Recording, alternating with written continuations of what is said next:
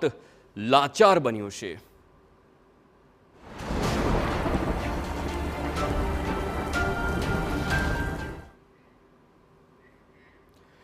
કુદરત રૂઠે એટલે જગતના તાતના માથે હાથ દઈને ભાંગી પડે છે। જી હા, વાવાઝોડાએ ખેડૂતોની દશા બગાડી દીધી છે।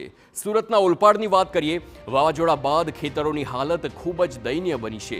70 થી 80% કેરીનો પાક અત્યારે ખરી પડ્યો છે। તો કઠોદરામાં 20 વીઘા આંબાની વાડીમાં કેરીઓ હતી, જેને પકવવામાં હજુ 15 દિવસનો સમય હતો। જોકે વચ્ચે જ વાવાઝોડાના માને કારણ કે કેરીઓ ખરી પડી છે। વાવાઝોડાના કારણે મોટા પ્રમાણમાં અહીં કેરી ખરી પડી છે અને રાજાપુરી, કેસર, હાફૂઝ, તોતાપુરી સહિતના પાકને નુકસાન પણ થયું છે।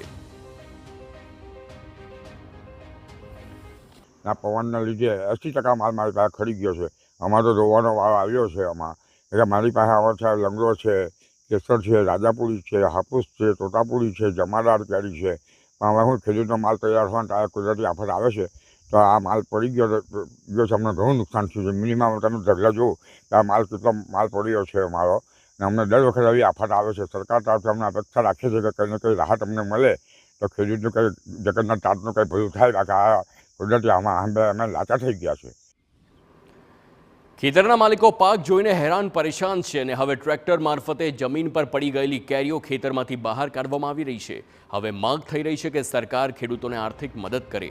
કમોસમી વરસાદ અને ફૂંકાયેલા પવને ખેડૂતોને રાતા પાણીએ રાવ્યા છે અને ખેડૂતોના આખા વર્ષના આયોજન પર પાણી ફરી વળ્યું છે।